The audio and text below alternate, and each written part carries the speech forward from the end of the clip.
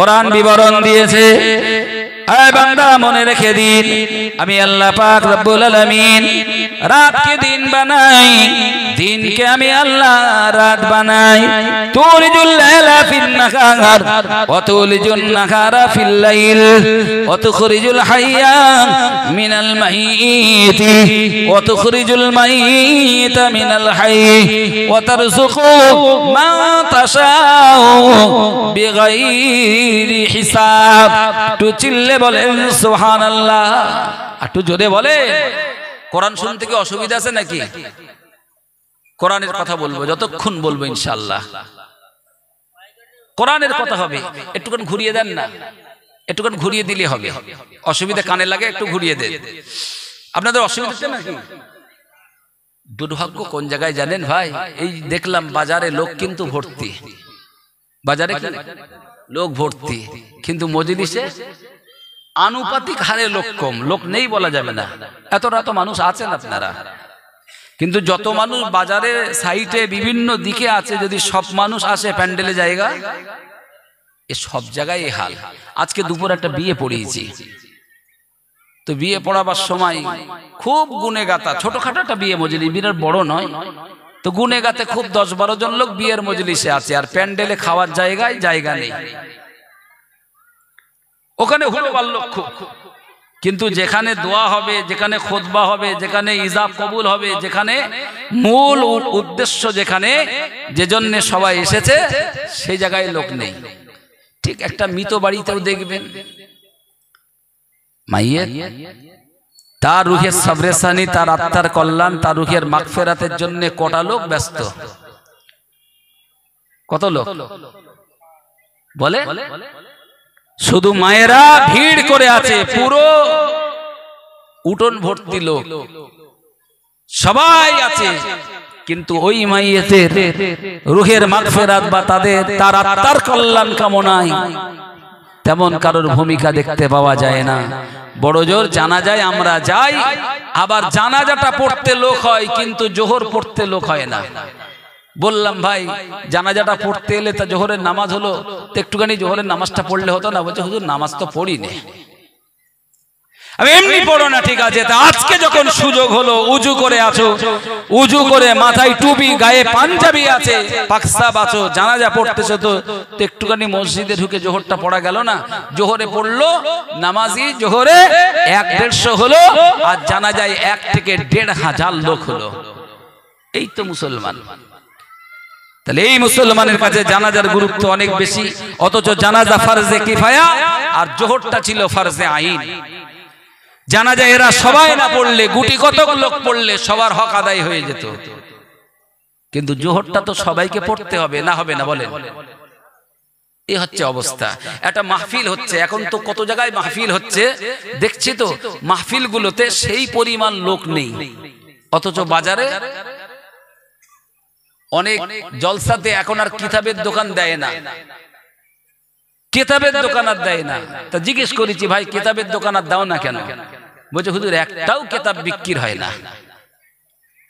কিতাবের দোকান, লোক কিতাব কেনে না, কিন্তু খাবারের দোকানগুলো দেখবেন লাস্টে আমরা বাড়ি যাওয়ার সময়, আমাদের তো বিবি বাচ্চা আছে, মাঝে মাঝে একটু খাবার নেওয়ার দরকার, বলছে হুজুর আজকে আর হবে না, আজ আর খাবার নেই, তার মানে সব ফুরিয়ে গেছে। এই হাল, এই অবস্থা। এটা রাসূলুল্লাহর হাদিস। হুজুর বলেছেন লা ইয়াবকা মিনাল ইসলাম ইল্লা ইসমুহু ওয়া লা ইয়াবকা মিনাল কুরআন ইল্লা রাসমুহু মাসাজিদুহু মামিরাতুন ওয়া কিয়া খারাবুন মিনাল হুদা। একটা জামানা আসবে ইসলামের নাম থাকবে, ইসলামের আর কিছু থাকবে না, কোরআনের রেসেম থাকবে, কোরআনের আইন থাকবে না, আর মসজিদগুলো হবে অনেক চাকচিক্য, অনেক সুন্দর মসজিদগুলো হবে, দেখার মতো নয়নভিরাম হবে, কিন্তু হেদায়াত মসজিদে থাকবে না। এখন অধিকাংশ মসজিদের ইমাম যদি ফতোয়া দেন, হক কথা বলেন, ওই ইমামের ইমামতি টিকবে? কথা বলেন না। একটা ছোট গল্প বলি বাপ, যদি অনুমতি দেন বলি। একটা মসজিদে ইমাম ছিল, ইমাম রিটায়ার্ড হয়ে গেছে, তা নতুন একটা ইমাম লাগবে।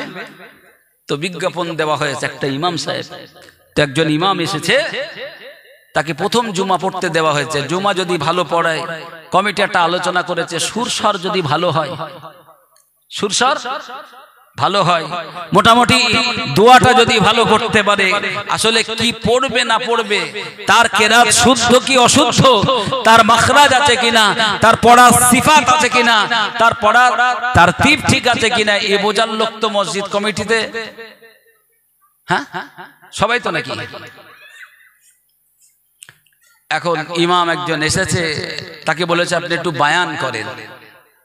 তা উনি বায়ান আর কি করবে, প্রথম দিন জুমা এসে চিন্তা করছে কি ব্যাপারে বলি, কি ব্যাপারে বলি, আমি তো মসজিদের ইমাম, তো আমি একটু নামাজ সম্পর্কে বলি। উনি বলতে বলতে কোরআন হাদিস দিয়ে বললেন, নামাজ পড়া আল্লাহর হুকুম, নামাজ পড়তে হবে, নামাজ মাপ নেই, যে নামাজ পড়ে না, নামাজকে যে ছেড়ে দেয়, মান তারাকা সালাতাম মুতাআম্মিদান ফাকাদ কাফার, তো যে লোকটা নামাজ পরিত্যাগ করে সে লোকটা কুফরি করে। মোটামুটি যা কড়া করে বলেছে। এখন মসজিদের যে সভাপতি, সে লোকটা তো নামাজই পড়ে না, সে লোকটা নামাজ পড়ে দেয়, নামাজের ব্যাপারে এত কড়া ফতোয়া দিয়েছে। ও দেখছে আমি যখন ইমাম, তাহলে নামাজের ব্যাপারে একটু কড়া করে বলি। মিটিং বসেছে কমিটির লোকেরা, সভাপতি সাহেব কি করবেন, এই ইমামকে থাকবে, ওই যে প্রথম দিন এসে যা ডোজ দিয়েছে, এই ইমাম রাখা যাবে না। গেল পরের জুম্মায় আর এক ইমাম এলো, সেই ইমাম এসে দেখছে নামাজের ব্যাপারে বলে যখন ধরা পড়েছে, ওই ইমাম বাদ হয়ে গেছে, আমি আর নামাজের কথা বলবো না, আমি একটু সুদের কথা বলি। তো এই ইমাম কোরআন দিয়ে হাদিস দিয়ে তার মতো নসিহত করেছে যে আল্লাহ পাক বলেছে সুদখোরের উপরে আল্লাহর লানত, আর ফাইল্লাম তাফালু ফাযানু বিহারবিম মিনাল্লাহি ওয়া রাসূলি, যে লোকটা সুদ খায় আর সুদকে হালাল মনে করে, তো আল্লাহ আর রাসূল তার বিরুদ্ধে যুদ্ধ ঘোষণা দিয়েছে। কোরআন। নামাজ হয়ে গেল, মিটিং বসেছে, এই ইমাম চলবে। সেক্রেটারি বলছে আমি একটু অর্ধেক সুদ খাই, এটা তো কেউ জানে না, তো ইমাম জানলো কি করে, এই ইমাম চলবে না, হাঁটাও। এই প্রথম দিন এসে যা ডোজ দিয়েছে, পরে যা বলবে তা সহ্য করা যাবে না। তৃতীয় জুমায় আর একটা নতুন ইমাম এসেছে, এসে চিন্তা করছে আগে দুটো ইমাম একটা নামাজের বিরুদ্ধে বলে, নামাজির কথা বলে, নামাজের মানে বেনামাজির কথা বলে চাকরি পাইনি, আর একজন সুদের কথা বলে চাকরি পাইনি।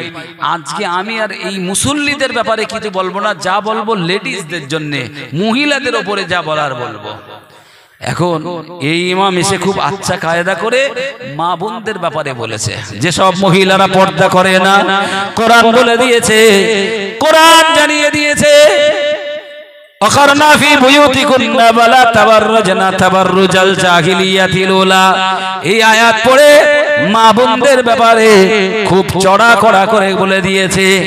মসজিদে মিটিং বসেছে, এই ইমাম কি চলবে? ক্যাশিয়ার বলে জানো না, গ্রামে আমার বউ এখন বর্তমান মেম্বার। আর মেম্বার মানে তার পর্দা থাকে নাকি? আমার বউ যে এখন গ্রামের মেম্বার, সে যে পঞ্চায়েতে মিটিং করতে যায়, সে যে সব জায়গায় জনসভা করতে যায়, সে তো আমারে সঙ্গেই নিতে চায় না। আমি না পেরে মসজিদে আল্লাহর ঘরের খাদেম হয়ে আসি, মাইনে তো আমি দেবো, এই ইমাম চলবে না। চতুর্থ জুমায় একজন ইমাম এসে চিন্তা করছে, তাই তো যে যা করে করুক, যে যা করে করুক, আমি আর কারোর বিরুদ্ধে কিছু বলবো না। তখন চতুর্থ জুমায় মসজিদে ইমাম এসে বলছে, বাবারা আপনারা যে যা পারেন করেন, কোনো চিন্তা নেই, মাস গেলে আমার বেতনটা আপনারা ঠিকঠাক দেবেন, আর আমাকে যত্ন খাতির করে খাওয়াবেন, আমারে যত্ন করবেন, আপনারা কোনো টেনশন করবেন না। কিয়ামতের ময়দানে আপনারা কোনো টেনশন করবেন না, আমি আছি, আল্লাহর দরবারে সুপারিশ করে সব জান্নাতে নিয়ে যাব। বলছে হ্যাঁ, এই ইমামই ঠিক, শালা আমরা যা করি ইমাম সাহেব উনি আমাদের ইমামতি করবে, আমরা ইক্তেদা করব, আমরা যা ভুল ভ্রান্তি করব, কিয়ামতের ময়দানে এই ইমামই আমাদেরকে পার করবে। লোকেরা জিজ্ঞেস করছে, ইমাম সাহেব আপনি এই কথা বলতে গেলেন কেন? কিয়ামতের দিন আপনার হাল কি হবে, যেদিন নবীরা নফসি নফসি করবে? বলছে ভাই কিয়ামত তো পরে, আগে দুনিয়াটা ঠিক চালিয়ে নেই, আমার চাকরিটা বাঁচুক, চাকরিটা ঠিক রাখি, তারপরে কিয়ামত। এখন ওই ইমাম সাহেব প্রথম ভালো ইমামতি করেছে, মাইনেও পেয়েছে, তারপরে আর সে মাইনে দেয় না, মাইনে বন্ধ। সভাপতি সাহেবকে ডেকে বলছে মাইনে দেবেন না কি করবেন? বিচার ডাকতে হবে, লোকজন ডাকতে হবে। তা বলছে দেন, ধৈর্য ধরেন, এই মাস তো প্রায় শেষ, এই মাসটা হয়ে গেলেই দেখছি বেতন দেওয়া যায় কিনা। মাসটা শেষ হয়ে গেল, এবারে গ্রাম ঘুরে ঘুরে 3 মাসের বেতন এনে বলছে হুজুর আর পারবো না, 6 মাস বাকি পড়েছে তো, 3 মাস দিলাম, ইতি মাফ করে দেন। বলছে আমি জানি আপনারা দিতে পারবেন না, ওই জন্য এই ঠান্ডার কালে 3 মাস আমি ওযুই করিনি।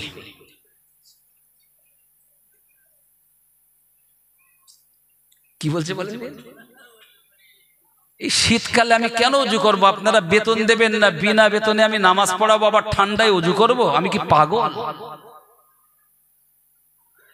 মুসলমান মনে রেখে দিন, রাসূলুল্লাহ 1000 বছর আগে জানিয়েছেন, লা ইয়াবকা মিনাল ইসলামি ইল্লা ইসমুহু ওয়া লা ইয়াবকা মিনাল কুরআনি ইল্লা রাসমুহু। এমন একটা যুগ, এমন একটা জামানা আসবে যে সময় ইসলামের নামটা থাকবে না, ইসলামের নাম নিশানা থাকবে না, ইসলাম থাকবে না, শুধু ইসলামের নাম নিশানাটাই থাকবে, ইসলামের নাম ছাড়া আর কিছু পাওয়া যাবে না। ওয়া লা ইয়াবকা মিনাল কুরআনি ইল্লা রাসমুহু, কোরআনের আইন থাকবে না, কোরআনের সমাজ থাকবে না, কোরআনের জীবন বিধান থাকবে না, কেবল কোরআনের রেসিপটাই থাকবে। ওই জামানায় মসজিদগুলো অনেক সুন্দর, অনেক চাকচিক্যময় হবে, নয়নবিরাম হবে, দেখতে খুব সুন্দর হবে। আসলে না না না, ওই জামানার মসজিদগুলো উন্নত হলেও মানুষগুলো মসজিদ থেকে হেদায়েত পাবে না। ও মুসলমান মনে রেখে দিন, আজকের দিন, আজকের যুগ, আজকের জামানা দেখলে দেখা যায় আমরা মুসলমান ঈমান এনেছি আল্লাহর উপরে, রাসূলুল্লাহর উপরে ঈমান এনেছি, কালেমা আমরা পড়েছি, পরকাল আমরা বিশ্বাস করেছি। না না না না না, আমরা আল্লাহর কোরআন ছেড়ে দিয়েছি, রাসূলুল্লাহর আদর্শ ছেড়ে দিয়েছি। মন চাই জিন্দেগি, মন চাই জিন্দেগি, মনে যেটা লাগে সেটা আমরা করি, মনে না লাগলে আমরা সেটা করি না। মনে লাগলে করি, মনে না লাগলে করি না। মুসলমান কোরআন থেকে শিক্ষা নেন, ঈমান মজবুত করেন। ফেরাউন আইন করলো মুসা আলাইহিস সালামকে জগতে আসতে দেবে না, মুসা আলাইহিস সালামকে জগতে আসতে দেবে না, এত হত্যা করলো। আপনারা বলেন সেই মুসা আলাইহিস সালাম জমিনে এসেছে না আসেনি? একটু কথা বলেন। আমার আল্লাহর কোরআন বলছে ওয়াহাইনা ইলা উম্মি মুসা, আমি মুসার মায়ের কাছে প্রত্যাদেশ পাঠালাম, আন আরদিহি, তোমার বেটাকে তুমি দুধ পান করাও। কি করাও? শিক্ষাটা নেন। ফাইদা খিফতি আলাইহি ফালকিহি ফিল ইয়াম, যদি তোমার মুসার প্রাণ নাশের ভয় পাও দরিয়ায় ফেলে দাও। মনে রাখো আমি আল্লাহ ওয়াদা দিচ্ছি, ইন্না রাদ্দুহু ইলাইক ওয়া জাইলুহু মিনাল মুরসালিন, মুসা সালামকে তোমার কোলে ফিরিয়ে দেব আর তাকে আমি আল্লাহ রাসূল বানাবো। জোরে বলেন, জোরে বলেন, তাকে আমি আল্লাহ রাসূল বানাবো, সে আমার নবী হবে। এ ব্যাপারে কোনো শক্তি নেই তাকে হত্যা করবে। সেই মুসা সালামকে তার মা 6 মাস দুধ পান করালেন। 6 মাস পরে বাচ্চারা কি হয়, এবার হামাগুড়ি দিতে শেখে না? 6-8 মাস বয়স হয়ে গেলে এবার কি মায়ের কোল থেকে এবারে হামাগুড়ি দিতে সে একটু বড় হয়েছে। এইবারে কি হবে, আমার বেটাকে কি করে আমি জল্লাদদের থেকে বাঁচাবো? উনি খুব টেনশনে পড়ে গেলেন। এবারে তিনি একটা সিন্দুক বানিয়ে মুসা সালামকে সেই সিন্দুকে ভরে দরিয়ায় ভাসিয়ে দিলেন। যে মুসা আলাইহিস সালামকে ফেরাউনের ভয়ে মা জননী তাকে দরিয়ায় ভাসিয়ে দিলেন, সেই মুসা আলাইহিস সালাম ভাসতে ভাসতে কোথায় গেলেন? জোরে বলে, সেই ফেরাউনের বাড়িতে গেলেন, মা আসিয়া তাকে নিলেন, লালন পালন করলেন, তাকে কোলে নিলেন, তাকে সন্তান হিসাবে কোলে জায়গা দিলেন। আর ফেরাউনকে বললেন, এই ছোট্ট বাচ্চা 6-8 মাসের শিশু, এ তো কোনো খাবার খেতে পারবে না, পারবে? এ তো ভাত পানি রুটি খেতে পারবে না, একে মায়ের দুধ খাওয়াতে হবে। তো এখন কোন মা এই বাচ্চাটাকে খাওয়াবে, লালন পালন করবে? এলান করে দাও। এলান করে দেওয়া হলো, কে আছো আমার বাড়ি এই বাচ্চাটাকে লালন পালন করাবে, একে খাওয়াবে, একে পান করাবে, একে নার্সিং করবে, একে বড় করবে, সে আমার বাড়ি চাকরি করবে, মাস গেলে মোটা অঙ্কের বেতন পাবে, তাকে আমার রাজদরবারের ভালো জায়গায় থাকতে দেওয়া হবে। হযরত মুসা সালামের বোনের নাম কুলসুম। কি নাম? জোরে বলেন। কুলসুমকে মা পাঠিয়েছিল, যাও মা। মুসা কোথায় যায় দেখো। উনি দেখতে দেখতে দেখলেন সে ফেরাউনের বাড়িতে উঠেছে। ভয় পাচ্ছিলেন, মনে হয় সেই শত্রুর বাড়িতে উঠেছে, মানে জবাই করে দেবে। কিন্তু এলান হচ্ছে, কে আছো এই বাচ্চাটাকে লালন পালন করাবে, মিশরে কোনো মা যদি থাকো চলে আসো। মুসা সালামের বোন যে বললেন, হাল আদুল্লুকুম আলা আহলি বাইতিন, এমন একটা মায়ের সন্ধান কি দেব না যে মা এই বাচ্চাটাকে দুধ পান করাবে, অহুম লাহু নাসিহুন, আর এই বাচ্চাটার জন্য সেই মা হবে সবচেয়ে উপযুক্ত ভালো। সুবহানাল্লাহ বললেন। বললেন এক্ষুনি আনো, এক্ষুনি এক্ষুনি। সেই মুসা সালামের বোন মাকে খবর দিয়ে আনালেন। ফেরাউন জানে না ঘটনা। ওই সময় মুসা সালাম মায়ের কোল চড়লেন, মায়ের দুধ পান করলেন, মায়ের কোলেই তিনি বড় হলেন। জোরে বলেন। একটুখানি আমি ভাবতে বলছি, এই কাহিনী ঘটনা অনেকবার শুনেছেন। আমার এখানে একটা শিক্ষা, এখানে একটা কথা বলার, যে মুসা আলাইহিস সালামকে শেষ করে দেওয়ার জন্য ফেরাউন এত চক্রান্ত করলো, ফেরাউন এত ষড়যন্ত্র করলো, সেই মুসা সালামের একটা পশমের ক্ষতি ফেরাউন করতে পেরেছে? বাপ জোরে বলেন, পেরেছে? আমার আল্লাহ পাক ওয়াদা দিলেন, আয় মুসলমান, আমি আল্লাহ বলছি, ইন্না রাদ্দুহু ইলাইক ওয়া জাইলুহু মিনাল মুরসালিন। মা চিন্তা করো না, আমি আমার নবী মুসা সালামকে, ও জননী মুসার মা, আপনার কোলে আমি আল্লাহ ফিরিয়ে দেব। শুধু ফিরিয়ে দেব না, ওয়া জাইলুহু মিনাল মুরসালিন, আর তাকে আমি আল্লাহ এই জামানার রাসূল বানাবো। আর একটু মহব্বত করে বলেন, আমি রাসূল বানাবো। ওয়াজাইলুহু মিনাল মুরসালিন, তাকে রাসূল বানাবো। আমার আল্লাহ সেই মুসা সালামকে রাসূল বানিয়েছে না বানিয়েনি? 30 বছর একটানা থাকলেন। 30 বছর পরে একদিন একটা কীর্তি লোক মুসা সালামের বংশীয় লোকের সঙ্গে লড়াই করতেছিল। মুসা সালাম দেখলেন যে ফেরাউনের গোত্রীয় লোকটা শক্তিশালী, জালেম, আর আমার গোত্রের লোকটা মজলুম, দুর্বল। এই দুর্বলের উপরে সবল লোকটা জুলুম করছে। আর এটা পৃথিবীর চিরচরিত ইতিহাস, যারা যেখানে দুর্বল দেখবেন সবলরা তাদের উপরে জুলুম করে, করে না? করে না? তারাই চক্রান্ত করে, তারাই ষড়যন্ত্র করে, আবার তারাই সাধু সাজে, তারাই মিথ্যে অভিযোগ করে, তারাই মিথ্যে মামলা দেয়, তারাই অন্যকে ফাঁসায়, আর তারাই নিজেরা সাধু সাজে। এটা হচ্ছে সবলের চরিত্র। আর দুর্বল সবর করে, কিছু করার নেই। দুর্বল আমি কি করব? ঠিক বলছি না? আমি তো দুর্বল, আমার তো কিছু করার নেই, সবর করতে হবে।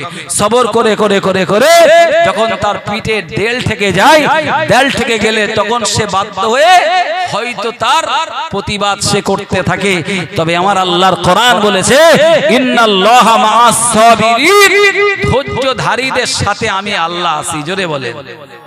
আমি যতটুকু পড়াশোনা করেছি ভাব, আল্লাহ পাক এই যে কথাটা বললেন, ধৈর্যধারীদের সাথে আমি আছি, এই জন্য বলবো ধৈর্য ধরেন, সবর করেন। আমার রাসূলুল্লাহকে ধৈর্য ধরতে হয়েছে, হয়নি? শিহাবে আবি তালেব সেই জায়গাতে রাসূলুল্লাহকে যখন বন্দী করে দেওয়া হলো, রাসূলুল্লাহকে বয়কট করলো, আল্লাহর রাসূল বয়কট হয়ে গেলেন। কাফেররা রাসূলকে বয়কট করে দিয়ে বলল, খবরদার মক্কার লোকেরা, তোমরা কেউ মুহাম্মাদের কাছে কোনো দ্রব্য বিক্রি করবে না, মুহাম্মদ কিচ্ছু বিক্রি করলে তোমরা কিনবে না, মুহাম্মদ তোমাদের সাথে আলাপ করতে এলে তোমরা আলাপ করবে না, মুহাম্মাদের সাথেও তোমরা আলাপ করতে যাবে না। সম্পূর্ণ আল্লাহর রাসূলের উপরে চতুর্দিকে সাঁড়াশি আক্রমণ, চতুর্দিকে দুশমনরা একটা হয়ে আমার রাসূলুল্লাহকে একটা জায়গায় বন্দী করে দিল। আমার আল্লাহর হাবিব ওই সময় ধৈর্য ধরলেন, সবর করলেন আর বললেন, আল্লাহ মালিক, আমি এই বিপদে পড়ে আমি আপনার সাহায্য চাই। আমার আল্লাহ বললেন, আয় আমার হাবিব, ইন্না মাইয়া রাব্বি, আমি আপনার সাথে আছি, সায়াহদিন, আল্লাহ আপনাকে পথ করে দেবেন। জোরে বলেন। মুসলমান ছেলেরা, আয় যুবক জওয়ানেরা, মুরব্বীরা, মা বোনেরা, কান খুলে শুনুন, রাসূলুল্লাহ মক্কা জমিনে 13টা বছর তিনি নির্যাতিত হলেন, লাঞ্ছিত হলেন। হুজুর আমার আল্লাহর কোরআন প্রচার করতে গেলেন, আল্লাহর দ্বীন মানুষের কাছে পৌঁছে দিতে গেলেন, কালেমার দাওয়াত দিতে গেলেন। কত আঘাত রাসূলুল্লাহর উপরে এলো, কত জুলুম রাসূলুল্লাহর উপরে এলো। আবু জেহেলের কাছে রাসূলুল্লাহ কালেমার দাওয়াত দিতে গেলেন, কমবক্তা আবু জাহাল আমার রাসূলুল্লাহর মুখের উপরে থুতু মারলো। কি মারলো? রাসূলুল্লাহকে থুতু মেরেছে। আহারে, রাসূল পাক সাল্লাল্লাহু আলাইহি সাল্লাম কষ্ট পেয়েছেন।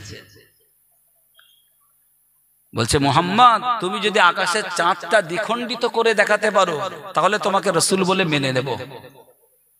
আল্লাহর হাবিব জমিনে বসে আল্লাহর আসমানের চাঁদটা আল্লাহর হুকুমে, রাসূলুল্লাহ শ্রেষ্ঠ মুজিজা, কোরআন বলেছে ইকতারাবাতিস সাআতু আন শাক্কাল কামার। আল্লাহর হাবিব আঙ্গুলি ইশারা করলেন তো আসমানের চাঁদ দ্বিখণ্ডিত হয়ে গেল। জোরে বলে। বলল, মুহাম্মদ, তুমি এত বড় জাদুকার যে জমিনে বসে আসমানের চাঁদের সাথেও জাদু করতে পারো? নাউজুবিল্লাহ বলেন। তাহলে সে তো কলমা পড়লো না, হেদায়েত হলো না, ঈমান আনলো না। ভাই, আসলে খতামাল্লাহু আলা কুলুবিহিম, আল্লাহ তার অন্তরে, তাদের অন্তরে মোহর মেরে দিয়েছে। যতই রাসূলুল্লাহ মুজিজা দেখান, হুজুর যতই মুজিজা দেখান, ওরা কিন্তু হেদায়েত হবে, তো ওরা হেদায়েত হবে না। তারপরে রাসূলুল্লাহ মুজিজা দেখাচ্ছেন কেন? আমাদের ঈমানের সজীবতা বেড়ে যাবে। কি হবে? আমাদের ঈমান মজবুত হবে। আমাদের শিক্ষা জীবনে আল্লাহর রাসূল ওই মক্কা জমিনে 13টা বছর অত্যাচারিত হলেন। হুজুরের মাথার চুল নিয়ে, আল্লাহর রাসূলের দাড়ি, হুজুরের গায়ের চুল নিয়ে জাদু করলো লাবিদ বিন আসিম। সেই জাদুতে রাসূলুল্লাহ আক্রান্ত হলেন। হুজুর খুব টেনশনে পড়ে গেলেন। জিবরাইল এসে বললেন, ইয়া রাসূলুল্লাহ, ঘাবড়াবেন না, চিন্তা করবেন না। লাবিদ বিন আসিম তার মেয়েদের দিয়ে ওই পরিত্যক্ত কূপে 11টা জাদু করেছে।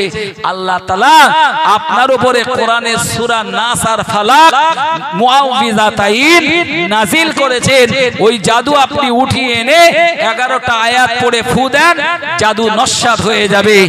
আর কিয়ামত পর্যন্ত নাস আর ফালাক এই দুটো সূরা কোরআনে থেকে যাবে। আপনার উম্মতের উপরে যারা জাদু করবে, এই নাস আর ফালাক দিয়ে তাদের সমস্ত জাদুগুলো তারা নস্যাৎ করে দিতে পারবে। জোরে হবে না সুবহানাল্লাহ? কোরআনের সেই সূরা নাস ফালাক আজও আছে না নাই? মুসলমান ছেলেরা, যুবক জওয়ানেরা, মুরব্বীরা, মা বোনেরা, বেঈমানেরা, কুফারেরা রাসূলুল্লাহর উপরে 13টা বছর অত্যাচার করেছে। আপনাদের সব জানা আছে। আমি শুধু উদাহরণগুলো দিই, এতটুকু ঈমানের সজীবতা বাড়বে। আল্লাহ রাসূলের গোশত খেতে দিয়েছে, ওই গোশতের ভিতরে বিষ দিয়ে দিয়েছে রাসূলুল্লাহকে মারবার জন্য। বলুন মুসলমান, আমার রাসূলুল্লাহকে কে বাঁচিয়েছে? জোরে বলেন। সেই মক্কার জমিন ছেড়ে রাসূলুল্লাহকে রাতের বেলাতে হিজরত করতে হয়েছে, পলায়ন করতে হয়েছে। যখন রাসূলুল্লাহ সাল্লাল্লাহু আলাইহি ওয়াসাল্লাম গারে সুরে চলে গেলেন, হযরত আবু বকর সিদ্দিক সাথে আছেন। আবু বকর সিদ্দিক রাসূলুল্লাহ সাল্লাল্লাহু আলাইহি ওয়াসাল্লামকে কোলে নিয়ে বসে আছেন আল্লাহ রাসূলের কষ্টের পরে ক্লান্তির পরে হযরত আবু বকরের কোলে মাথা দিয়ে রাসূলুল্লাহ একটু আরাম করছেন। হঠাৎ আবু বকর সিদ্দিক কাঁদতেছে, চোখে পানি। হুজুর আবু বকর সিদ্দিককে লক্ষ্য করে বললেন, আবু বকর তুমি কাঁদছো কেন? আয় আবু বকর, তোমার কি বিবির কথা মনে পড়লো, বাচ্চার কথা মনে পড়লো, কার কথা মনে পড়েছে, কেন কাঁদছো আবু বকর? হযরত আবু বকর সিদ্দিক বলেন, ইয়া রাসূলুল্লাহ, ইয়া হাবিবাল্লাহ, হুজুর না না না না না, কারোর জন্য আমি কাঁদি না। আপনি তো জানেন আবু বকর নিজের জীবনের চাইতে রাসূলুল্লাহকে বেশি ভালোবাসে। হুজুর আবু বকর সবার চাইতে আপনাকে বেশি ভালোবাসে, এমনকি নিজের জীবনের চাইতে আপনাকে ভালোবাসে। তবে আমি এই জন্য কাঁদি, এই জন্য ভয় পাই, আমার কাঁপ শুরু হয়ে গেছে। হুজুর একবার তাকিয়ে দেখেন, এই গারে সুরে চূড়াতে মক্কার ওই কাফিরগুলো তারা চতুর্দিকে ঘুরছে, তারা মক্কার জমিন তন্ন তন্ন তন্ন করে খুঁজে খুঁজে যখন আপনাকে পাইনি পাইনি পাইনি, ওরা ছুটে এসেছে এই পাহাড়ের উপরে, এই পাহাড়ের উপরে ছুটে এসে ওরা এখানেই সন্ধান করছে। ওরা যদি একবার গুহার ভিতরে তাকায়, গুহার ভিতরে যদি একবার দেখে, না না না ইয়া রাসূলুল্লাহ, ইয়া হাবিবাল্লাহ, ওরা আমাদেরকে পেয়ে যাবে। আমি আবু বকর, আমাকে হত্যা করে দিলে আমার কিছু এসে যাবে না, আমি সেজন্য কাঁদি না। আমার কান্না, আমার ভয়, ওরা আপনাকে অ্যাটাক করবে। কি করবে? আপনাকে আক্রমণ করবে। কারণ ওরা গোটা মক্কায় সব জায়গায় তন্ন তন্ন করে খুঁজেছে, সারা রাত খুঁজেছে। আজকে সকাল থেকে ওরা হন্যে কুকুরের মতো খুঁজছে, খুঁজতে খুঁজতে খুঁজতে খুঁজতে যে গুহার ভিতরে আমরা আশ্রয় নিয়েছি, ওরা সেই গুহার চূড়ায় এসে গেছে। তার মানে কি? একটু ভাবেন না, তার মানে কি? আর রাসূলুল্লাহকে পেতে অসুবিধা হবে? আর পেতে অসুবিধা হবে? কিন্তু মনে রাখেন, ওইখানে কাফেররা বলল, সব জায়গায় তো খুঁজলাম, পেলাম না, কো ওই গুহাটা সার্চ করে দেখি না। ওরা কেউ কেউ বলল, আর ওদেরকে আমার আল্লাহ বিভ্রান্তির মধ্যে ফেলে দিলেন। কোরআনের একটা আয়াত আছে, কি জানেন? অমাকারু অমাকারুল্লাহ আল্লাহু খায়রুল মাকিরিন। মানুষ যত রকমের চক্রান্ত ষড়যন্ত্র যাই করুক না কেন, আমার আল্লাহর যে কৌশল, আমার আল্লাহ পাক যেটা করেন, ওখানে বান্দার সবকিছু শেষ। তো ওরা বলল গুহা দেখি, কেউ কেউ বলল ওখানে যে কি হবে, কি দেখবি ওখানে, ওখানে কিছু পাওয়া যায় নাকি? ওরা গুহার মুখে যে দেখলো একটা কবুতর তা দিচ্ছে ডিম দিয়ে, জাল করেছে মাকড়সা, আর ওর ভিতরে রাসূলুল্লাহ আবু বকর সিদ্দিক আছে। ওদের চোখে সেটা পড়ে না, জোরে বলেন, আর একটু মহব্বত করে বলেন। ভিতরে রাসূলুল্লাহ, হযরত আবু বকর সিদ্দিক, ওরা উপরে দেখতে পাচ্ছে কিন্তু ভিতরটা দেখতে পায় না, অথচ ভিতর থেকে আবু বকর সিদ্দিক ওদেরকে দেখছে। এটা কি করে সম্ভব? দেখবেন কিছু কিছু গাড়িতে কাঁচে একটা ফিল্ম লাগানো থাকে, ভিতর থেকে বাইরে দেখা যায়, কিন্তু বাইরের থেকে ভিতর। আমার আল্লাহ ওখানে একটা কুদরতের ফিল্ম লাগিয়ে দিলেন। মুসলমান ছেলেরা, এই যুবক জনেরা মনে রাখো, ওই সময়ে হযরত আবু বকর সিদ্দিক রাদিয়াল্লাহু আনহু কেঁদে ফেলেছিলেন, ভয় পেয়েছিলেন, আর বলেছিলেন, ইয়া রাসূলুল্লাহ, হাবিবাল্লাহ, ওরা যে আক্রমণ করবে, ওরা যে আপনাকে আঘাত করবে। হুজুর বললেন, না না না আবু বকর, চিন্তা করো না। ও আল্লাহর বান্দা শোনেন, ইদহুমা ফিল গারি ইদ ইয়াকুলু লিসাহিবাতিহি লা তাহজান ইন্নাল্লাহা মা'ানা। আমার আল্লাহ রাসূলুল্লাহকে জানালেন, রাসূলুল্লাহ বললেন, ওইভাবে বিবরণ এসেছে, ওইভাবে বর্ণনা এসেছে।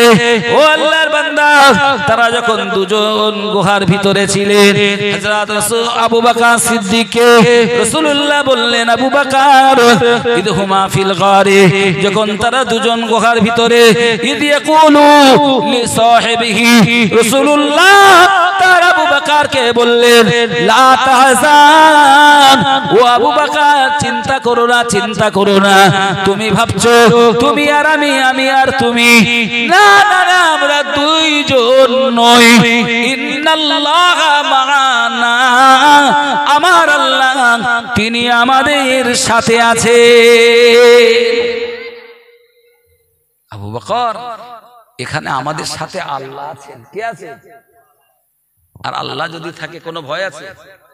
যদি বলে যেখানে আল্লাহ আছে সেখানে আপনার একটা হাদিসে এসছে, বনি ইসরাইলের 3 জন যুবক জওয়ান ছেলে, ওরা রাস্তা দিয়ে যাচ্ছে, অনেক দূর চলে গেছে, মরুভূমি পার করে, পাহাড়িয়া রাস্তা, প্রচন্ড আকাশে মেঘ হয়েছে, বৃষ্টি শুরু হয়েছে, ঝড় ঝঞ্ঝা শুরু হয়েছে। ওরা কোথায় যাবে? একটা পাহাড়ের গুহার ভিতরে আশ্রয় নিয়েছে। পাহাড়ের গুহার ভিতরে আশ্রয় নিয়েছে। প্রচন্ড ঝড়, প্রচন্ড বৃষ্টি হচ্ছে, আর বজ্রপাত হচ্ছে। পাহাড়ের গুহার ভিতরে যে ওরা বলছে যাক অন্তত বেঁচে গেলাম আমরা এই বিপদ থেকে।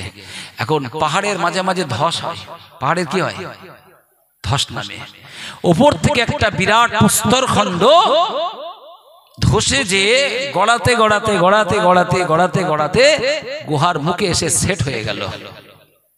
পুরো গুহাটা আটকে গেল, না অক্সিজেন নেওয়া যায়, না আলো বাতাস কিচ্ছু যায়। ওরা তখন খুব টেনশনে পড়ে গেল, হাই উপায়, এখানেই আমাদের মরণ হবে, কবর হবে, এখানেই আমরা শেষ হয়ে যাব, আর কেউ আমাদের খবরই পাবে না। মুসলমান ছেলেরা, ও যুবক জওয়ানেরা, আমার আল্লাহর কোরআন জানিয়েছে ওয়াইদা সালাকা আন্নি ফাইন্নি করিব উজিবু দাওয়াতাদ দাঈ ইদা দাআন। আয় বান্দা, যখন তোমরা আমার সাহায্য চাইবে, মনে রাখো আমার সাহায্য দিব নিকটবর্তী। একটু চিল্লে বলেন সুবহানাল্লাহ। আমরা আল্লাহ সাহায্য চাইতে ভুলে গেছি। আমার আল্লাহ পাকের সাহায্য যখন বান্দা চায়, কোরআন খুলে দেখেন হযরত ইউনূস আলাইহিস সালাতু ওয়াস সালাম যখন দরিয়ায় চলে গেলেন, মাছ গিলে নিল, মাছের পেটের ভিতরে চলে গেলেন, উনি যে আল্লাহ পাকের সাহায্য চাইলেন, বললেন হে আমার মালিক আল্লাহ, লা ইলাহা ইল্লা আনতা সুবহানাকা ইন্নী কুনতু মিনাজ জালিমিন। আল্লাহর কাছে তিনি এইভাবে ফানা চাইলেন, আল্লাহর কাছে তিনি সাহায্য চাইলেন। আমার আল্লাহর কোরআন জানিয়ে দিয়েছে ফাস্তাজাবনা লাহু ওয়া নাজাইনাহু মিনাল গাম্মি। আয় বান্দা, মনে রাখো আমার ইউনূস যখন আমার কাছে সাহায্য চাইলো, আমি আল্লাহ আমাকে যখন ডাকলো, ফাস্তাজাবনা লাহু ওয়া নাজাইনাহু মিনাল গাম্মি, আমি আল্লাহ আমার ইউনূসের ডাকে সাড়া দিলাম এবং তাকে ওই বিপদ থেকে আমি আল্লাহই বাঁচালাম। একটু চিল্লে বলেন সুবহানাল্লাহ। তাহলে ইউনূস আলাইহিস সালাম যখন বিপদে পড়ে আল্লাহকে ডাকলেন, ওই বিপদ থেকে বাঁচালেন কে? জোরে বলে ওয়ানাজাইনাহু মিনাল গাম, ওই বিপদ থেকে আল্লাহ বাঁচালেন, ডাকে সাড়া দিলেন। এরপরে আল্লাহ বলছেন ওয়াকাযালিকা, অনুরূপ ভাবে নুনজিল মুমিনিন, ওয়াকাযালিকা নুনজিল মুমিনিন। আর মুমিন যারা, মুমিন ঈমানদার, ওরা যত বিপদে পড়ুক, যত মুসিবতে পড়ুক, ওদের যত বিপদ আসুক, ওরা যদি ওইভাবে আমাকে ডাকে, আমি আল্লাহ ওদেরকেও ওই বিপদ থেকে বাঁচাবো। জোরে বলেন দুনিয়া আখিরাত, দুনিয়া আখিরাত সব জায়গা থেকে আল্লাহ বিপদ থেকে বাঁচাবেন। ওই আল্লাহ আছেন না নেই? জোরে বলেন ওই আল্লাহ আছেন তো নাকি? বাপজিরা, মুসা আলাইহিস সালাতু ওয়াস সালাম ওই লোকটাকে একটা চড় মারলেন, একে চড়ে লোকটা মরে গেল। মারবার জন্য মারিনি, প্রতিবাদের জন্য মেরেছেন। কারণ প্রতিবাদ 3 ধরনের হয়। ক ধরনের প্রতিবাদের নিয়ম? ক ধরনের? আল্লাহ রাসূল বলেছেন মান রাআ মিনকুম মুনকারান, তোমরা যখন দেখবে খারাপই তো প্রতিবাদ করবে, ফালিগাইরুহু বিয়াদিহি, হাত দিয়ে, শক্তি দিয়ে। তো মুসা আলাইহিস সালাম যেহেতু নবী হবেন, তো নবীর পাওয়ার আছে, তিনি একটা চড় মারলেন, মানে অন্যায়ের প্রতিবাদে তিনি হাত লাগালেন। আর এটাই রাসূলুল্লাহ প্রথম বলেছেন। তারপরে বলেছেন ফাইল্লাম ইয়াস্তাতি ফাবিলিসানিহি, যদি হাত দিয়ে না পারো তাহলে জবান দিয়ে প্রতিবাদ করো। জবান দিয়ে প্রতিবাদ করতে হবে না? হবে না? জালেমের বিরুদ্ধে জবান দিয়ে প্রতিবাদ করা, এটা সবচাইতে বড় জিহাদ। আজকে ভারতের মোদী সরকার মুসলমানদের একটা একটা করে অধিকার খর্ব করছে, মুসলমানদের ওয়াকফ সম্পদ এটাকে আত্মসাৎ করবার চেষ্টা করছে, মুসলমানদের বাবরি মসজিদ সেটা চক্রান্ত করে ধ্বংস করা হয়েছে। তো একটার পর একটা মুসলমানদের উপরে চক্রান্ত করছে। আমাদের হাত নেই যে হাত দিয়ে সাইজ করব, জবান যদি থাকে জবান দিয়ে প্রতিবাদ করা লাগবে না? লাগবে না? একটু কথা বলে। তাহলে জবান দিয়ে যদি প্রতিবাদ না করি, আল্লাহ রাসূল বলেছেন যদি জবান দিয়ে প্রতিবাদ করার সেই পরিবেশ পরিস্থিতি না থাকে, যদি সেটাও সম্ভব না হয়, ফাইল্লাম ইয়াস্তাতি ফাবিকলবিহি, অন্তত অন্তর দিয়ে ঘৃণা করো। জালেমদের বিরুদ্ধে তোমরা হয় হাত দিয়ে, নইলে জবান দিয়ে, নইলে অন্তর দিয়ে ঘৃণা করো। যালিকা আদাফুল ঈমান, অন্তত ঈমানের এইটাই দুর্বলতম হলেও ইমানের প্রমাণ। ইমানের প্রমাণ যদি অন্তর দিয়েও ঘৃণা না করতে পারো, তাহলে বুঝতে হবে ইমানদার না। আজকে ধর্মীয় জায়গাতে, রাজনৈতিক প্ল্যাটফর্মে, সামাজিক প্রেক্ষাপটে আজকে জুলুম চলছে না? চলে না বাপ? কি গো ভাই কথা বলে?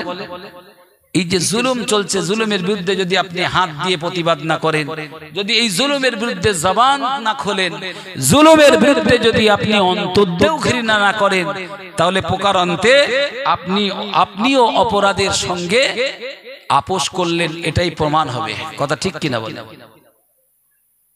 মুসলমান আল্লাহ ছাড়া কাউকে ভয় করতে পারে না। মুসলমান ভয় করবে তো আল্লাহর কাছে করবে। আমাদের জাতির পিতা কে বলেন তো? জোরে বলেন। ইব্রাহিম খলিলুল্লাহ আলাইহিস সালাতু ওয়াস সালাম। তিনি যদি আমাদের জাতির পিতা মানে আমাদের বাপ হয় আর আমরা তার সন্তান, বলুন ইব্রাহিম আলাইহিস সালাম অন্যের কাছে মাথা নত করেছে? জোরে বলেন। ফিরাউনের মতো গোটা ওয়ার্ল্ডের খোদা, ওয়ার্ল্ডের বাদশা, তাম পৃথিবীতে আল্লাহ চারজনকে বাদশা বানিয়েছেন। দুজন কাফির, একজন হচ্ছে নমরুদ আর একজন হচ্ছে বুকতে নাসার। আর দুজন ইমানদার, একজন হলেন জুলকারনাইন আর একজন নবী হযরত সুলাইমান। এই চারজন সারা পৃথিবীর বাদশা। তার মধ্যে নমরুদ একজন আছে না? নেই? এই নমরুদের বিরুদ্ধে ইব্রাহিম খলিলুল্লাহ একাই লড়াই করেছেন, একাই লড়েছেন, একাই তিনি নমরুদের সামনে দাঁড়িয়েছেন। নমরুদ বলেছে ইব্রাহিম সবাই আমার গোলামি করেছে, তুমি যদি গোলামি না করো না, তুমি যদি আমার গোলামি না করো, তোমাকে আগুন দিয়ে জ্বালিয়ে পুড়িয়ে মারবো। হযরত ইব্রাহিম খলিলুল্লাহ বলেছেন এ জীবন আমি পরোয়া করি না, এ জীবন আমার আল্লাহর জন্য যদি যায় চলে যাক, আমি জীবন দিতে রাজি, নমরুদের কাছে মাথা নত করতে রাজি। বলেন না? না, এই হচ্ছে ঈমান। সেই নমরুদ ইব্রাহিম আলাইহিস সালামকে আগুনে ফেলেছে না ফেলেনি? মুসলমান ছেলেরা, যুবক জওয়ানেরা, আমি শুধু একটু দৃষ্টান্ত দিই, কান খুলে শুনুন, গভীরভাবে বুঝুন। ওই নমরুদ যখন ইব্রাহিম খলিলুল্লাহকে আগুনে ফেলে দেওয়ার চক্রান্ত করলো, আগুনে ফেলে দেওয়ার সব রকমের বন্দোবস্ত করলো, ইব্রাহিম খলিলুল্লাহকে কোনো মতেই আগুনে ফেলা যাচ্ছিল না। নমরুদের শয়তান পরামর্শ দিল, ওরে নমরুদ, আল্লাহর খলিল ইব্রাহিমকে আগুনে ফেলতে পারবে না, এখানে নগ্ন নারীদেরকে এনে, পতিতা নারীদেরকে এনে নগ্ন করে নাচাতে হবে, নগ্ন করে নাচাতে হবে, তাহলে আল্লাহর ফেরেশতারা পালিয়ে যাবে, ইব্রাহিম খলিলুল্লাহকে সহজে আগুনে ফেলা যাবে। নমরুদ শয়তানের পরামর্শ নিয়ে নগ্ন পতিতা মহিলাদের এনে সেখানে যখন নগ্নতা প্রদর্শন করলো, যখন সেই জায়গাতে নাচানাচি করলো, আল্লাহর ফেরেশতারা লজ্জায় চলে গেল। ইব্রাহিম খলিলুল্লাহ আলাইহিস সালামকে আগুনে ফেলা সহজ হয়ে গেল। যখন টান দিয়ে ইব্রাহিম খলিলুল্লাহকে আগুনে ফেলে দেওয়া হবে, তার আগে জিবরাইল এসে বললেন, ইয়া ইব্রাহিম ইব্রাহিম খলিলুল্লাহ, আল্লাহর খলিল ইব্রাহিম একবার যদি বলে এই আগুন নিভিয়ে দেব, একবার যদি বলে এই আগুন এখান থেকে নিপাত করব, হযরত ইব্রাহিম খলিলুল্লাহ বললেন না না না না না, আমায় ডিস্টার্ব করো না, আমি এমন একজন মালিকের গোলাম, এমন একজন মালিকের খলিল, আমি ইব্রাহিম আগুনে পুড়ব, আমার মালিক যদি চায় মালিকের জন্য আগুনে পুড়ে যাব, আগুনে পুড়ে মরব, এতে কোনো আপত্তি নাই। আর আমার মালিক যদি আমারে বাঁচাতে চান, জিবরাইল কারো সাহায্য লাগবে না, আমার আল্লাহ আমার জন্য যথেষ্ট, আমার আল্লাহ আমার জন্য যথেষ্ট। বলুন সেই আগুনে ইব্রাহিম আলাইহিস সালাতু ওয়াস সালামের একটা লোম পুড়েছে বাপ, গায়ের পোশাক পুড়েনি। শোনেন, এটাও আল্লাহর কুদরত। আবার ফেরাউন যখন খোদাই দাবি করলো, হযরত আসিয়া মানলো না তার খোদাই দাবিকে। আসিয়ার বাড়িতে কাজের একজন মহিলা থাকতো, তার নাম মাস্তা। কি নাম বলেছি? এই বেটি হযরত আসিয়ার কাছে কালমা পড়েছে, সুবহানাল্লাহ বলেন। তখন তো মুসা সালাম নবী হয়ে আত্মপ্রকাশ করেনি, আসিয়া তাকে কলমা পড়িয়েছে, আসিয়া তাকে ঈমান শিখিয়েছে। এই মাস্তা নিজে কালমা পড়েছে, তার দুটো ছোট ছোট মেয়েরা তারাও কলমা শিখেছে, সুবহানাল্লাহ। ও এটা আগে বলবো তো ভাই, মাস্তা আল্লাহর উপর ঈমান এনেছে, কালেমা পড়েছে, আর তার কন্যাগুলো ঈমান এনেছে। ফেরাউন একদিন নিজে জনসভা করতেছিল, জনসভা। তো ফেরাউনের একটা পোষা মেয়ে ছিল, মেয়েটি ছুটে এসে বলছে, বাবা ইয়া আবি আলাস্তু রব্বুনাল আলা, পিতা বাবা আপনি কি আমাদের বড় খোদা না? ফেরাউনের নিজস্ব কোনো সন্তান ছিল না, ও নিজে খোদাই দাবি করেছে, নিজে বলছে আমি বড় খোদা, আমি আনা রব্বুকুমুল আলা, আমি সবচেয়ে বড় খোদা। অথচ এমন খোদা লোকের দেবে কি, নিজে একটা সন্তান জন্ম দিতে পারিনি। বুঝতে পারতেছেন কেমন খোদা? বুঝতে পারতেছেন তো নাকি? এমন খোদা যে লোকের দেবে কি, নিজে একটা পারিনি। তো ফেরাউন একটা পোষা মেয়ে রেখেছিল, পোষা মেয়ে। সেই মেয়েটা একদিন জনসভাতে ফেরাউনকে বলছে, ইয়া আবি, আয় পিতা, আলাস্তু রব্বুনাল আলা, আলাস্তা রব্বুনাল আলা, আপনি কি আমাদের বড় খোদা না? তো ফেরাউন বলছে, হ্যাঁ আমি তো বড় খোদা, আমি ছাড়া আর কে আছে? তখন ওই কাজের মেয়েটা বলছে, আখবারানি মাস্তা, বাবা আমাদের বাড়ি যে কাজের মহিলাটা থাকে, ওই কাজের মহিলা বলছে আপনি নাকি আমাদের রব না, আমাদের খোদা না, আমাদের মালিক না, আমাদের মালিক নাকি একজন আছে। জোরে বলে। আওয়াজটা তুলেছে ফেরাউনের বাড়ি থেকে। সহজ কথা, ফেরাউন নিজে খোদাই দাবি করে বসে আছে, আর সেই ফেরাউনের বাড়ি থেকে আওয়াজ উঠেছে ফেরাউন খোদা না, ফেরাউন মালিক না। আখবারানি মাস্তা, মাস্তা বলছে আন্না লানা রব্বা, আমাদের একজন রব আছে, আমাদের একজন মালিক আছে। মুসলমান ছেলেরা, ও যুবকেরা, মুরব্বীরা, মা বোনেরা, কান খুলে শুনুন, আমি আপনাকে কি বোঝাতে চাইছি। ওই সময় ফেরাউন বিউজ্জতি হয়ে গেল, লজ্জায় পড়ে গেল। না না না না না, আমার বাড়ির লোক, আমার বাড়ি থেকে এরা আমাকে খোদা মানে না, এরা এত কাছের লোক, এরা এত কাছের লোক, না না না, এরা খোদা মানে না। দেশের লোককে বোকা বানায়, দেশের লোককে গোমরা বানায়, দেশের লোক পায়রুবি করে, কিন্তু এত কাছের লোক, এরা আমার ঘরের লোক, এরা আমাকে খোদা বলে মানে না। কি বুঝলেন? নিজের বিবি খোদা বলে মানছে না, বাড়ির কাজের লোক খোদা বলে মানছে না, বাড়ির কাজের লোকের বাচ্চাগুলো খোদা বলে মানছে না। এতে ফেরাউন এই জনসভায় বিউজ্জতি হবে না? হবে না? ফেরাউন তখন কি করলো জানেন? তাদেরকে ডেকে বলল, আমি যে খোদা তোমরা মানছো না কেন? সবাই মানছে, তোমরা মানছো না কেন? হযরত আসিয়া বললেন, দেখেন আপনি তো একজন মানুষ, মানুষ মানুষের প্রভু হতে পারে না। মাস্টার তুমি বাড়ির কাজের লোক, তুমি মানো না কেন? বলছে, দেখেন আমার মনিবা যেটা বলছে, আপনার স্ত্রী যেটা বলছে, আমাদের তো মালিক তো একজন আছে, আমাদের সেই মালিক আল্লাযী রাব্বি আল্লাযী রাব্বাক আল্লাযী রাব্বাল আলামিন, তিনি আমারও রব, ওনারও রব, তোমারও রব, তিনি রব্বুল আলামিন, বিশ্ব জগতের তিনি রব। সেই আল্লাহ ছাড়া আর কাউকে আমি মানতে পারি না। জোরে বলেন না সুবহানাল্লাহ। ফেরাউন দেখলো সাংঘাতিক সমস্যা, এরা যদি আমার খোদা না মানে তার দেশের লোক মানবে না, এবারে এদের সাইজ করতে হবে।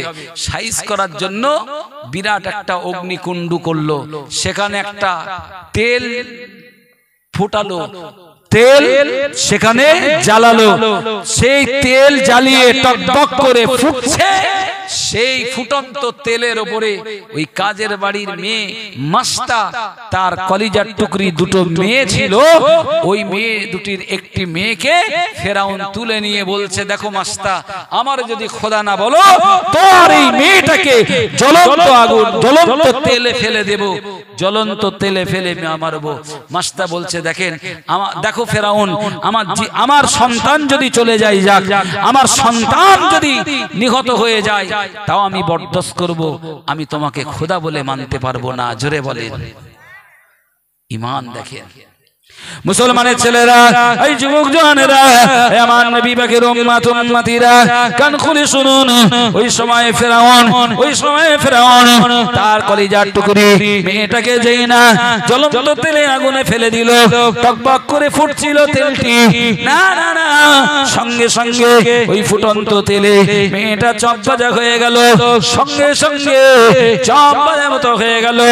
ফেরাউন ওইবারে দ্বিতীয় মেয়েটাকে ধরে উঁচু করে ধরে বলছে, মাস্টারে আমার যদি খোদা না মানো, তোমার এই কলিজার টুকরা এই মেয়েটাকে ফুটন্ত তেলে ফেলে দেব। এখনো যদি চাও এই সন্তানটা অন্তত এখন একবার আমায় খোদা বলো। না না না, মাস্টার বলল, ফেরাউন একটা নয় দুই দুটো সন্তান যদি আমায় চলে যায়, না না না ফেরাউন তোমারে আমি খোদা বলে মানবো না। বলার সঙ্গে সঙ্গে ফেরাউন ওই বাচ্চাটাকে আবার ওই ফুটন্ত তেলে ফেলে দিল। সেই মেয়েটা চপ বাজা হয়ে গেল, দুটোই মরে গেল। এবার মা জননী, মায়ের মন বলে কথা, মায়ের মনে অনেক ব্যথা, অনেক কষ্ট।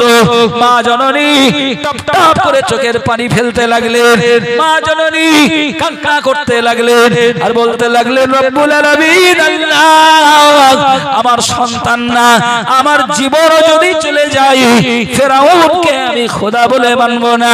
জীবন এনেছি, এই ঈমান ছাড়বো না।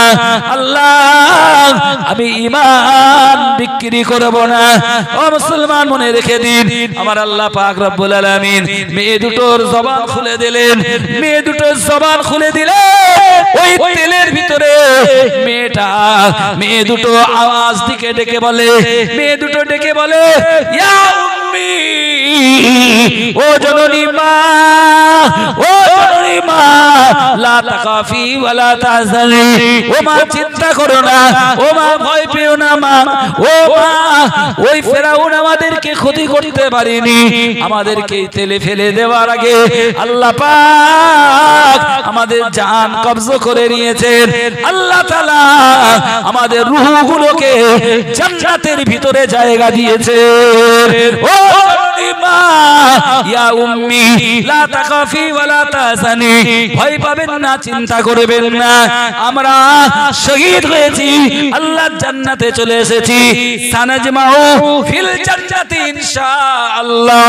ও জননী মা, আমরা তাড়াতাড়ি আল্লাহর জান্নাতে এক জায়গায় হয়ে যাব। বলেন সানাজমাউ ফিল জান্নাতি ইনশাআল্লাহ, আমরা একসাথে আল্লাহর জান্নাতে থাকবো। জোরে বলেন। দুনিয়ার জীবন ক্ষণস্থায়ী জীবন বাপ, এ কদিনের জিন্দেগি বলেন। এক্ষুনি যদি আল্লাহ তুলে নেন চলে যেতে হবে না? হবে না? বাচ্চা বলে, বুড়ো বলে, জোয়ান বলে তো কোনো কথা না, আজ হোক আর কাল হোক চলে যেতেই হবে। সুতরাং গোলামি হবে আল্লাহর, গোলামি হবে রাসূলুল্লাহ। আল্লাহ আর তার রাসূল ছাড়া আর কারোর গোলামি। হয়তো বলবেন ভাই রাসূলুল্লাহর গোলামি কেন করব, আল্লাহর গোলামি করব। আল্লাহর গোলামি তো রাসূলুল্লাহর গোলামির মধ্যে। মান আতাআনি ফাকাদ আতা আল্লাহ। হুজুর বলেছেন যে আমার গোলামি করবে সে আল্লাহর গোলাম হয়ে যাবে। ওমান আসানি ফাকাদ আসাল্লাহ, যে আমার নাফরমানি করবে সে আল্লাহর নাফরমান হয়ে যাবে। খুব সাবধান, শেষ জামানা পড়ে গেছে, নকলের গায়ে লেখা, নকল হতে সাবধান। আসল চেনা খুব কঠিন, খুব কঠিন। আপনার বিবেক আছে, আপনার চোখ আছে, আপনার কান আছে, আপনি কানে শুনে চোখে দেখে বিবেক দিয়ে বুঝবেন। ইসমাইল যা বলবে তাতেই নাচলে হবে না, খুব কঠিন জামানা। আল্লাহ রাসূল বলেছেন একটা সময় আসবে হাতের উপরে আগুন রাখার চাইতে ঈমান রাখা কঠিন হবে। হচ্ছে না? হয় না? যারে বলেন। হুজুর বলেছেন একটা সময় আসবে যে সময় ইসবিহুর রাজুলু মুমিনা ওয়া ইউমসি কাফিরা, সকালবেলা মানুষ মুমিন, সন্ধ্যাবেলা কাফির হয়ে যাবে। ওয়া ইউমসি মুমিনা ওয়া ইসবিহু কাফিরা, ওই জামানায় সন্ধ্যাবেলা মুমিন তো সকালবেলা লোক কাফির হয়ে যাবে। ইয়াবিউ দীনাহু বিআরাদিম মিনাদ দুনিয়া, তারা দুনিয়ার জন্য দিনকে বিক্রি করে দেবে, দুনিয়ার জন্য দিন বিক্রি করে দেবে। লম্বা আলোচনা নয়, আমার সময় আস্তে আস্তে কি কারোর জন্য বসে থাকে সময়। স্রোতের পানি আর ঘড়ির কাঁটা, ব্যাটারি ঠিক থাকলে কথা বলেন না, আর মোবাইলে চার্জ থাকলে টাইম ঠিক। শেষ জামানা, সাবধান করে দিচ্ছি, আমাকে অনুসরণ করার দরকার নেই। আমি কি বললাম, আমার কথাটা যদি কোরআন সুন্নাহ মাফিক হয় তাহলে নেবেন, আর যদি কোরআন সুন্নাহর বাইরে যায়, ইসমাইল কেন, ইসমাইলের বাপ এসে বললেও ইসমাইলের বাপের কথাও কথা বলেন না। খুব খতরনাক সময় চলছে, এটা খুব কঠিন জামানা চলছে। এই জামানায় ঈমান রাখাটা অত্যন্ত কঠিন। আর ঈমান না থাকলে, একটা ছেলে পরীক্ষায় খুব ভালো অ্যান্সার করেছে, সব কোশ্চেনের অ্যান্সার দিয়েছে, একটা কোশ্চেনও ভুল করিনি, কিন্তু রোল নাম্বার আর রেজিস্ট্রেশন নাম্বার কিচ্ছু লিখিনি। খাতা যত ভালো করে অ্যান্সার করে আসুক, পাস করতে পারবে? এক্সামিনার তোর খাতায় কি রোল নাম্বার লেখা নেই, রেজিস্ট্রেশন নাম্বার লেখা নেই, বা তার নামই লেখা নেই, কি করে আন্দাজ করে পাস করাবে? নাম্বার ভালো হয়েছে, সব ঠিক আছে, নামাজ, রোজা, হজ, যাকাত, তাসবিহ, তেলাওয়াত, ইবাদত, বندگی সব ঠিক আছে, কিন্তু ঈমান যদি না থাকে, ঈমান যদি না থাকে, জিন্দেগীর সব আমল বরবাদ হয়ে যাবে। এত সমাজ সেবা, এত সমাজের খেদমত, এত মানুষের কাজ, সব বৃথা হয়ে যাবে। ওই জন্য ঈমান আগে মজবুত করতে হবে। আল্লাহর রাসূলের ব্যাপারে কোনো কনসিডার করা যাবে না। যেটা আল্লাহ বলেছেন, যেটা রাসূলুল্লাহ বলেছেন, আল্লাহ এবং রাসূলের কাছে আমরা আনুগত্য স্বীকার করব। আল্লাহ কোরআনে বলেছেন আতিউল্লাহ ওয়া আতিউর রাসূল, তোমরা আল্লাহর হুকুমের গোলামি করো আর রাসূলুল্লাহর তাবেদারি করো। যদি তা করতে পারো, আল্লাহ রাসূলের তাবেদারি করতে পারলে আল্লাহ যথেষ্ট হয়ে যাবে। কিছু লোক আছে আল্লাহর তাবেদারি করে, আল্লাহর তাবেদার, কিন্তু রাসূলুল্লাহর তাবেদার হতে চায় না, রাসূলুল্লাহর তাবেদার হতে চায় না। শুনেন, রাসূল সম্পর্কে আমার আল্লাহ পাক এমন ভাবে সতর্ক করেছেন, সাহাবে কেরাম বসে আছে, হুজুর বসে আছেন, সাহাবা একরামদের কথাটা চড়া হয়ে গেছে, আওয়াজটা বেড়ে গেছে, সঙ্গে সঙ্গে কোরআন নাজিল হয়েছে, খবরদার ইয়া আইয়ুহাল্লাযীনা আমানু লা তারফাউ আসওয়াতাকুম ফাওকা সাওতিন নবী, আমার রাসূলের, আমার নবীর কথার উপরে তোমাদের কথা যেন আওয়াজ বেড়ে না যায়। যদি আওয়াজ বেড়ে যায় আনতাহবাতা আমালুকুম, তোমাদের নামাজ, রোজা, হজ, যাকাত, কলমা, কালাম, দোয়া, দরুদ, তাসবিহ, তেলাওয়াত সমস্ত আমল বরবাদ হয়ে যাবে যদি নবীর কথার উপরে কথা বলে ফেলো। কি বুঝছেন? রাসূলুল্লাহর আওয়াজের চাইতে যদি তোমার আওয়াজ বেড়ে যায়, মানে রাসূলের এতটুকু বেয়াদবি যদি তুমি করো, রাসূলের এতটুকু শান খেলাফ যদি করো, তাহলে তোমার সব আমল বরবাদ। সাহাবা একরামদেরকে আল্লাহ হুঁশিয়ারি দিয়েছে। কাদের? সাহাবা একরামদের। হযরত আবু বকর ওমরকে আল্লাহ হুঁশিয়ারি দিচ্ছে, এই আবু বকর, এই ওমর, খবরদার রাসূলুল্লাহর শানে চুল পরিমাণ বেয়াদবি করলে কিন্তু জিন্দেগি যা করেছো সব বরবাদ। খুব সাবধান মুসলমান। আল্লাহ রসুলের এতটুকু শানের খেলাফ আমার আল্লাহ বরদাস্ত করবে না। করবে কি? করবে না। রসুলের এতটুকু প্রেম আর মহব্বত। হাদিস এসেছে, একজন লোক জিজ্ঞেস করছে, ইয়া রাসূলুল্লাহ মাতা ইয়াকুমুস সাআ, কিয়ামত কবে হবে? আল্লাহ রসুল বললেন, কিয়ামতের জন্য তুমি কি পাতেও সঞ্চয় করেছো? তো আল্লাহ রসুলের সাহাবী বলছেন, হুজুর, আল্লাহ আর তার রসুলকে সবচাইতে বেশি মহব্বত করেছি, এর চাইতে বেশি কিছু করতে পারিনি। হুজুর বললেন, যদি আল্লাহ আর তার রসুলকে সবচাইতে মহব্বত করে যেতে পারো, যাও কিয়ামত নিয়ে চিন্তা করো না, আল্লাহ আর তার রসুল তোমার জন্য নাজাতের যথেষ্ট। জোরে বলেন। আপনি কি ভেবেছেন আপনার নামাজ, রোজা, হজ, যাকাতের ভুকা আল্লাহ? তাম পৃথিবীতে কত লোক নামাজ পড়ে না, রোজা করে না, তাসবিহ পড়ে না, তা আমার আল্লাহর কি লস কিছু হয় নাকি? এগুলো করি কেন? আল্লাহ হুকুম করেছেন, অর্ডার করেছেন, তাই করি। কথা বুঝবেন?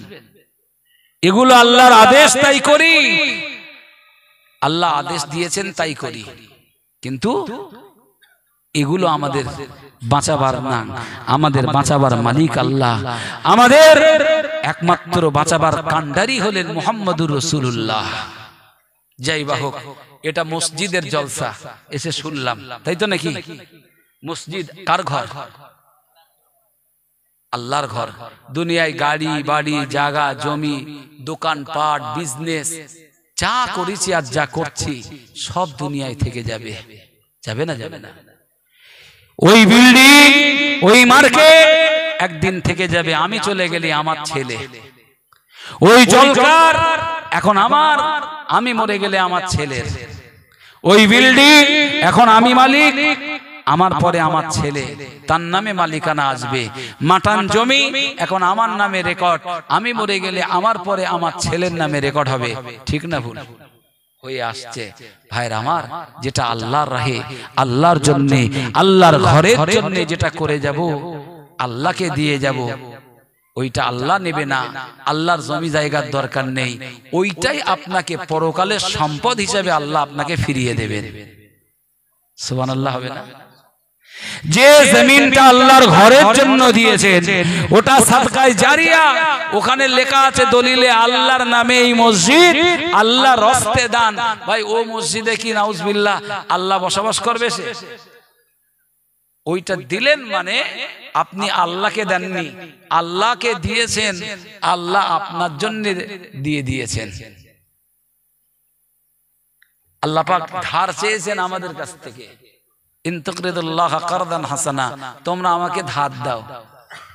আমরা যখন কারোর কাছে ধার চাই, পরিশোধ করতে হয় না? হয় না? মুসলমান, আমরা ধার চাই, লোক ধার না দিলে ইন্টারেস্ট দিতে হয়।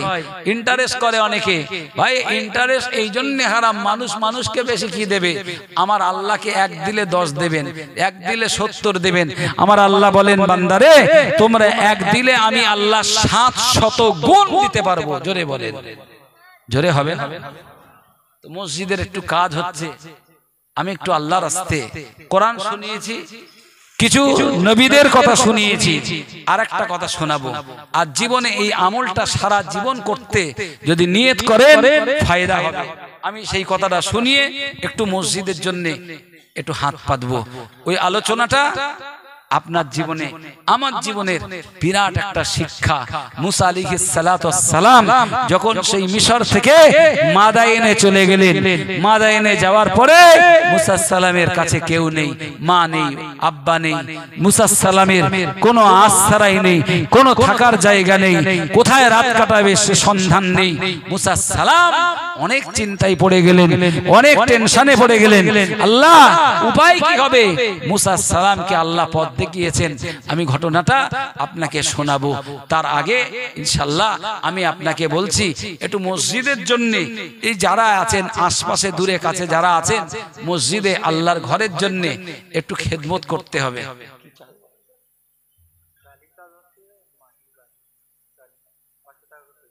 আচ্ছা আচ্ছা, 500 টাকা পেটি, মসজিদের টাইলসের কাজ হচ্ছে। ডাক্তার ডাক্তার আজিজ 500 টাকা, বলেন মারহাবা। কি গো ভাই, একটু জোরে হয় না? বলেন না মারহাবা, নারায়ে তাকবীর। মানে এক পেটির দাম দিলেন, তাই তো?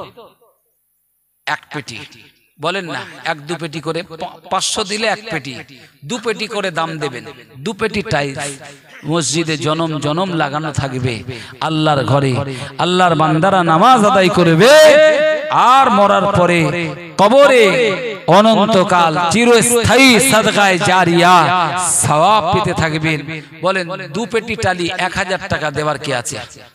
একটু হাত ওঠান। আল্লাহর কোন বান্দা? এই এতগুলো মানুষ আছেন দূরে কাছে, একটু বলেন 2 পেটি টালি 1000 টাকা আল্লাহর ঘরে কে দেবেন? আব্বা চলে গেছে, মা চলে গেছে, দাদা দাদি চলে গেছে, কারোর বিবি কারোর সন্তান চলে গেছে। একবার চোখটা বুজিয়ে দেখেন না তারা কোন জায়গায় কোন হালে আছে। আজ বেঁচে থাকলে কোথায় থাকতো, আর আল্লাহ ডেকে নিয়েছেন তারা কবরে আছে। কবরে কোন জায়গায় আছে? আয় ছেলেরা, যুবক জওয়ানেরা, আয় মুরব্বীরা, মা বোনেরা, একবার কি মনে পড়ে না আপনার জনমদাতা আব্বার কথা? একবার মনে পড়ে না জনম দুঃখিনী মা জননীর কথা? এই প্রচন্ড ঠান্ডা রাতে জননী মায়ের কোলে শুয়েছিলেন, কোলটা কতবার ভিজিয়ে দিয়েছেন পেশাব করে করে। জননী মা সারা রাত ওই ভিজে বিছানায় কাটিয়েছে, আর আপনাকে ওই গরম জায়গায় কোলের ভিতরে জায়গা করে দিয়েছে। ও ছেলেরা মেয়েরা, ওই জনম দুঃখী মা, মায়ের ঋণ শোধ করতে পারো না, বুকের চামড়া কেটে মায়ের পায়ের জুতো বানিয়ে দিল, তাও তো ঋণ শোধ হবে না।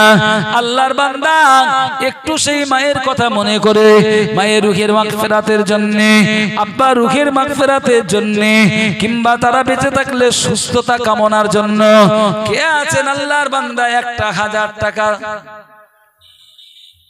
একটু বলেন আল্লাহর রাস্তায়? মাশাআল্লাহ। কি নাম? কোথায় বাড়ি? দক্ষিণ বাবা, দক্ষিণ দেবীপুরের ভাই দিন মোহাম্মদ সাহেব বলেন